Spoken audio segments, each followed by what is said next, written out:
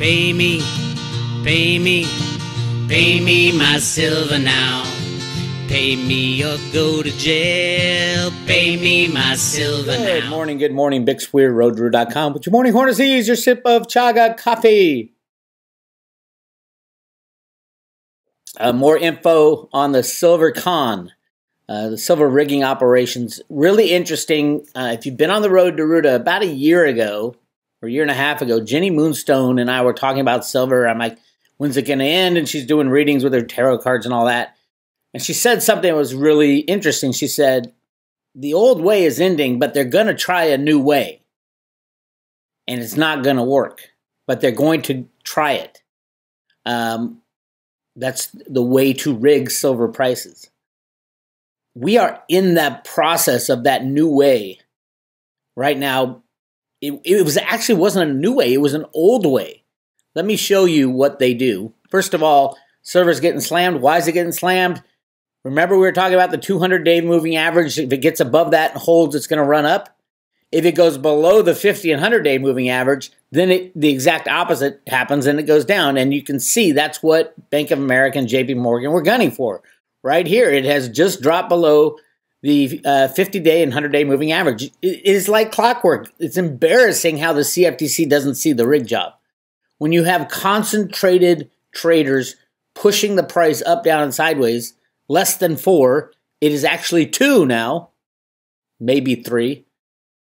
That's not a market. It's not a free market. That's a rigged game. So we're playing in the rigged game. On the good side is we're at the end of a global fiat monetary system. And the bankster market riggers, are giving you an opportunity to buy cheap silver. You cannot make this stuff up. Load up the cart. If you've already loaded up, great. Sit in your lawn chair, your silver lawn chair, and watch the games. If you don't think you have enough silver yet, this is a gift. Because when it runs back above the 50-day and 100-day moving average, it's going to run like a madman. As we saw, like right here. They did it again, right here. See that? Got it just below the 50, 100-day, and then 200-day, and then it ran up to 30 bucks. Just below right here, and then it runs up. So we had a long way. It could stay a long time below it, but we have other issues going on. So keep an eye on it. We are right now below the 50-day, 100-day, and 200-day moving average. So all the tech traders, because of how they trade, now have to go short, thinking, oh yeah, we can cover and make a little money when the price runs back up. Guys like Bank of America and Citibank are like, hey, we got to get rid of our shorts. Let's hit these idiots to take our shorts. Then we'll go long. Because right now we're bleeding money. So that's what's happening right now. I don't know, usually a slam like this, a couple days maybe. But there's a lot going on. Now let me tell you how they do it.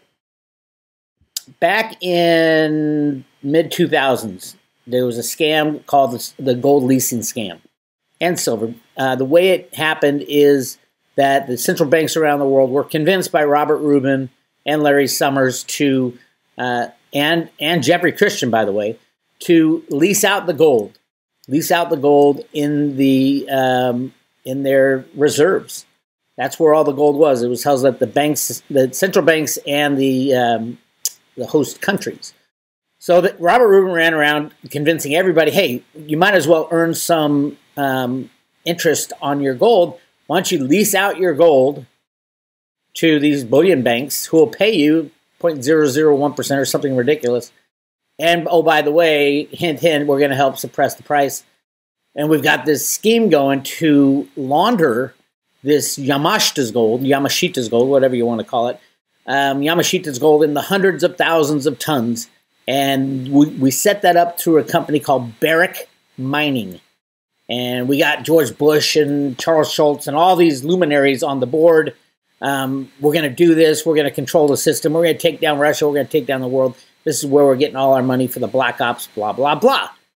Turns out that was not a good idea. Barrick Mining had to take billions of dollars in losses when the roosters came home to roost. The hens came home to roost. Is that what something like that. Anyway, so that was the idea behind leasing. There is no business sense to lease silver.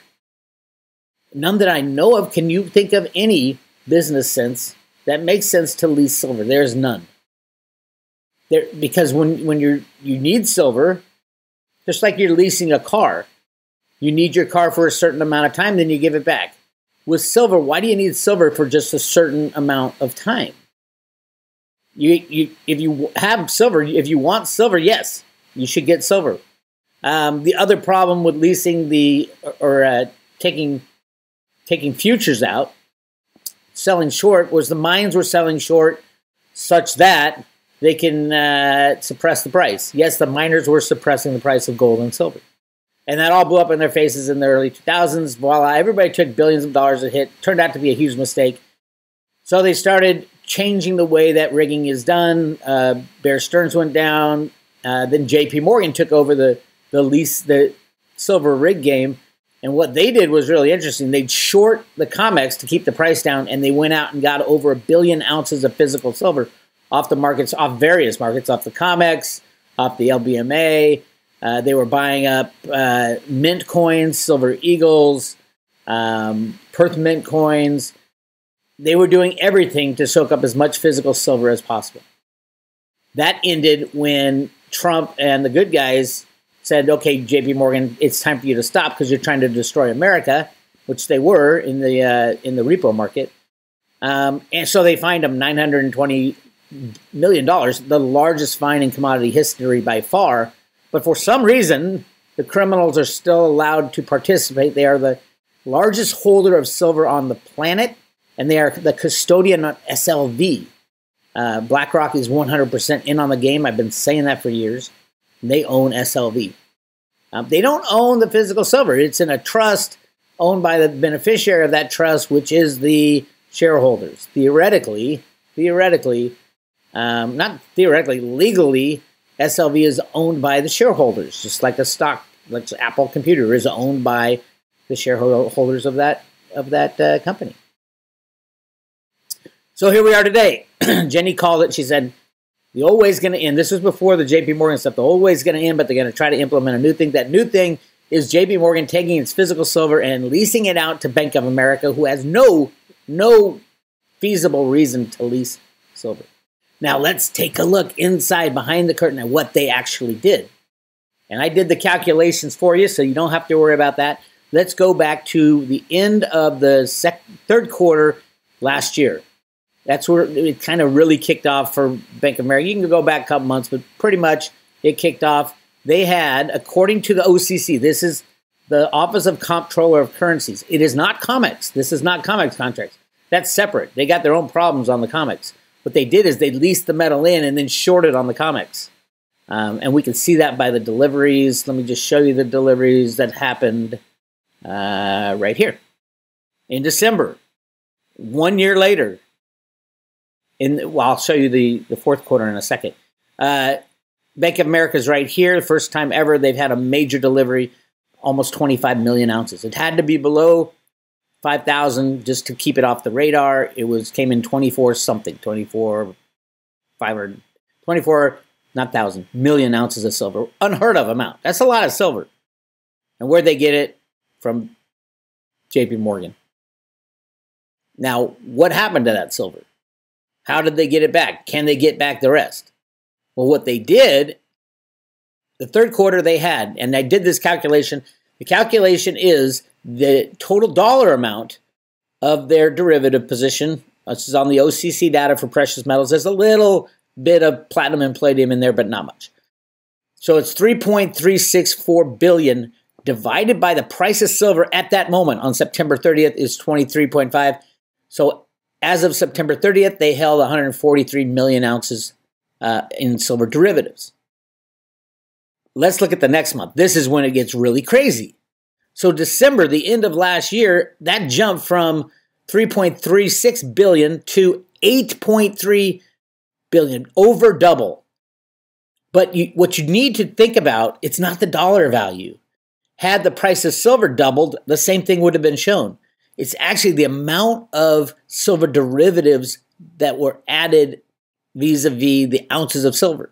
So the price of silver actually went up, but they still added 174 million ounces just that quarter, 3 months. Now, mind you, all these derivatives are less than a year. So within 1 year, they got to pay back that silver. Really interesting stuff, because that's crazy.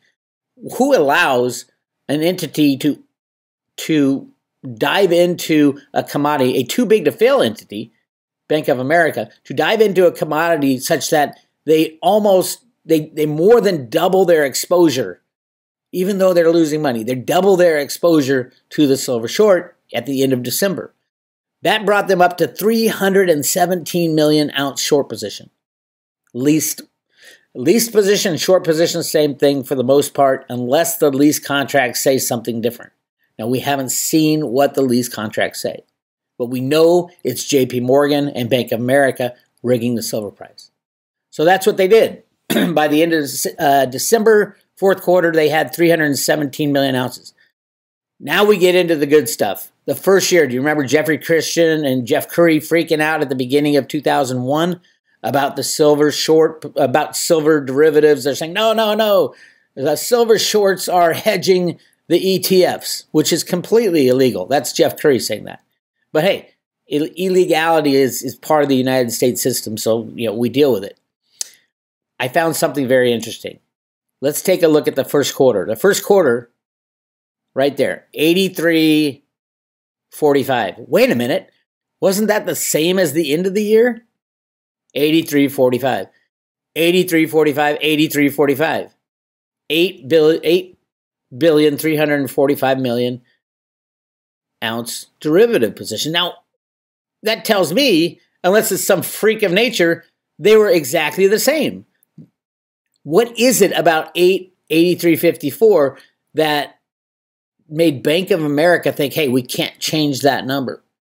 We can't do, and a lot of people are saying, well, they just didn't do anything, Bix. You don't understand. They just didn't do anything in the first quarter. And I'm like, aha, but they did. Because the price of silver dropped from $26.30 to $24.50, meaning they added exactly 24 million ounces to their short position because the price dropped. But what was it about 83.54 that they couldn't move? Do you remember? Rustin Benham, we figured this out. We tamped down the price of silver. They dropped the silver price so that Bank of America could add more silver shorts, the exact amount, so it would look like to the rest of the world that nothing was changed. But in actuality, fourth quarter derivative position was 317 million ounces. First quarter derivative position is 341 million. They added 24 million. Then we got squirrely. Then it's like, oh my God, second quarter. Remember, they're at 8. Here we have 10. Oh my God, they jumped up to 10. And the price actually went up. So in actuality, it might not look like big amount, but they added another 45 million ounce short position because the price of silver went from 24 to 26.50. So they just keep adding to this position. And that's when Ted Butler, at that point in time, from June 30th to September 30th, the third quarter of last year, that's when it went off the charts from $10 billion short position to $18 billion short position. That's when it got off the rails. And the price and the price was low too. As of September 30th, the price was $22.40, a low price. How many ounces does that equate to? 18.266 billion divided by 22.4 is 815 million ounce short position that Bank of America has. Now this is 99% chance. It's the least. And we aren't privy to the lease contracts. The question in my mind is, between the fourth quarter and the first quarter, they were required, probably by the regulators. You cannot change. You're way out of bounds on your silver short position. You can't change from $8.345 billion short position. We're not going to let you in the first quarter. And they didn't. But what they did is they lowered the silver price so that they can add 24 million ounces short, which they did. That's the only justification for that is the regulators say, no, you can't move it. Then Rustin Benham said, okay, after the first quarter, holy shit, we're in trouble. We're going to let the leash go. And they went in 2021, from the first quarter, they added over double, which could only be accomplished with regulators allowing this, giving them a waiver. Because right now they're sitting, at least, now this data is delayed 3.5 months, or 4 months actually. It's ridiculous how much the data is delayed. But remember, these are all 1 year derivative contracts for the OCC. That means 1 year from the third quarter, Bank of America is going to have to pay back 800 or 400 million ounces, over 400 million, 429 million ounces, or do something else with the contract. Pay out in cash, I don't care. But they need to be removed. Clearly, JP Morgan and Bank of America have concentrated short positions that are manipulative. I mean, JP Morgan's so off the charts, nobody even talks about them anymore. And they got fined. The insanity of the silver market is just insane. So anyway, long story short, the same old con is going on. Lease Metal sells short in the COMEX. Same old con. It's nothing new. But it's so out of control that Bank of America had to go from 143 million ounce short position in third quarter. Within 1 year, they added a total of almost 700 million ounces in their leasing short position just to control the price of silver within the 20s. Now this has to be reversed. We'll see. But these are all, every single one of them is short term. That's why Bank of America is panicking right now about getting out of their short position. Very interesting. It'll be interesting to see what the fourth quarter numbers are because of what Bank of America did. Bank of America delivered 25 million ounces. Now we'll see how many derivative contracts disappear based on the 25 million ounces on the COMEX. Because COMEX is completely different. That's on top of that. That means they were short and had to deliver 25 million ounces. That's on top of the 815 million ounces that they declared at the end of the third quarter. Yes, it's crazy, but our world is crazy. Anyway, that's a little on silver. They keep slamming cryptos. Again, cryptos are the future. If you're a hodler, you're going to do just fine. Just sit and hodl. You hodl through the highs, lows, and sideways. I've been hodling since Bitcoin went from $1,000, $1,200 down to $200. Just hodl. You'll be fine. Pick the right ones and hold on for dear life. Don't look at daily. You're not getting rich tomorrow. I'll guarantee you that. Next day, I'm not so sure. You probably will. Have the good ones, though, because a lot of these will go away when the next crash comes. No, this is not the crash. They're probably trying to keep the price low for the crash, and the crash will be when they declare Tether to be a criminal enterprise, and they arrest the crypto cabal, as I call them, or put them out of business by requiring them to prove that they have money in the bank, and not cryptos in the bank, like U.S. dollars and it'll be interesting. I think today or tomorrow is the day today's the last day for Evergrande to pay off their 30-day delinquent foreign loans. Not the loans, but the coupons on those loans. I don't think they're going to do it. So rating agencies by tomorrow have to say, these guys are. It's a full bankruptcy. It's not just a default of individual loans. This is a full default of the company. It cross defaults over all their obligations. But we know the U.S. government and the rating agencies don't do things in time. They do things when they're ready to brace against a collapse, a calamity. And that was seen in the housing market. It just makes things worse. The rating agencies still had mortgage-backed derivatives rated AAA when the whole thing crashed. So, and a lot of them, companies were destroyed, rating agencies were destroyed for their fraud. How long they'll do that with this, I don't know. Right now, they're doing it already. So we will see. But big day for Evergrande. I'm talking to Jenny later. I'll be talking about Evergrande. I'll be talking about, she predicted the new way to rig the markets. The new way happened to be the old way that they did in 2000s that blew up. I'm going to get some insight into when that's going to blow up today. I'm talking to Jenny.